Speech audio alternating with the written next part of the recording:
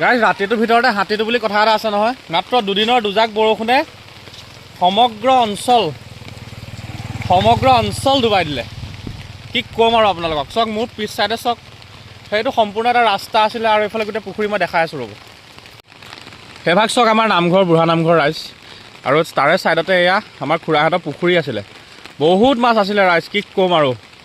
মাছে মানে কমনীয়া থকাৰ দিন আছিলে। কেইদিনমানৰ আগলৈকে দেখিছেনে মাটি ফাটি আছিলে এইবিলাক। দুদিনৰ দুজাক বৰষুণে এই মেইন ৰাস্তা এতিয়া ডুবাই দিব যেন লাগি আছে। হয়তো ৰাস্তা দেখিছেনে, সেই ৰাস্তাটোৰ পৰা এনেকৈ দি গৈ পেলাই আমাৰ এটা LP স্কুলৰ ৰাস্তা ওলাইছেগৈ।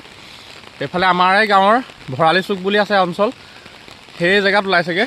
আৰু এইটো ৰাস্তা সম্পূৰ্ণৰূপে ডুবি গৈছে, পূৰা এক আঁঠু পানী, মোৰ আঁঠুৰে এক আঁঠু পানী। আৰু সেইফালে চাওক সাগৰ সদৃশ, কি ক'ম আৰু ৰাইজ আপোনালোকক। এইফালে নামঘৰৰ চাৰিওকাষৰ পৰিৱেশ, এইবোৰ চব পুখুৰী আছিলে। ছাইডত যে এনেকৈ জালনা পাতি থৈছে যে, এইবিলাক সকলোবিলাক পুখুৰীয়ে আছিলে। চব পুখুৰী ডুবি গ'ল। বহুত ডাঙৰ ডাঙৰ মাছ আছিলে। আমাৰ নিজৰ ঘৰৰ পুখুৰীও মই আপোনালোকক দেখাবলৈ গৈ আছোঁ বাৰু, কিন্তু প্ৰথমতে মই এইটো পৰিৱেশ দেখাই লৈছোঁ আপোনালোকক। সেইটো আমাৰ জানৰ পৰিৱেশ। চাওক কিমান পানী হৈ গ'ল।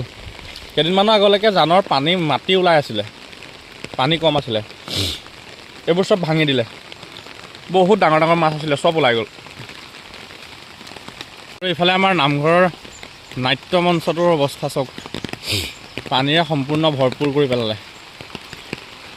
কেৱল আমাৰ ইয়াতে নহয় সেইটো জানো, সমগ্ৰ অসমৰ বহু অঞ্চলত এতিয়া বৰ্তমান কৃত্ৰিম বানৰ বিভীষিকাই দেখা দিছে। তাৰ মাজত আমাৰো ব্যতিক্ৰম নহয় ৰাইজ। চাওক সম্পূৰ্ণ সাগৰ সদৃশ।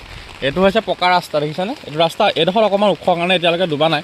হয়তো ৰাতিৰ ভিতৰত এয়াও ডুবি যাবলৈ সম্ভাৱনা আছে। সেইটো ৰাস্তা চাওক, আমি কালি 12টা-1টামান বজালৈকে এই ৰাস্তাটোত মাছ ধৰি আছিলোঁ ৰাইজ। প্ৰায় 1টামান বজালৈকে ধৰিছোঁ। বহুত ডাঙৰ ডাঙৰ গৰৈ মাছ ওলাইছে, বৰালি মাছো হয়তো 2-এটা পাৰ হৈছে, কিন্তু আমি বৰালি মাছ ধৰিব নোৱাৰিলোঁ বাৰু। আজি ৰাতি দেখা যাওক। সেইটো চাওক সম্পূৰ্ণ ৰাস্তা ডুবি গৈছে, কি ক'ম আৰু। সাগৰ সদৃশ পৰিৱেশ।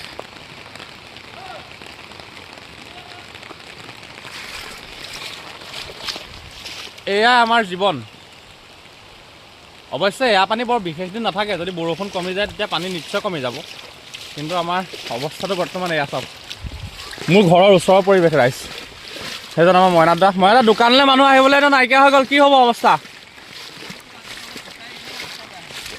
ফিচাৰী মাছ, সেইটো ফিচাৰী আছিলে চাওক।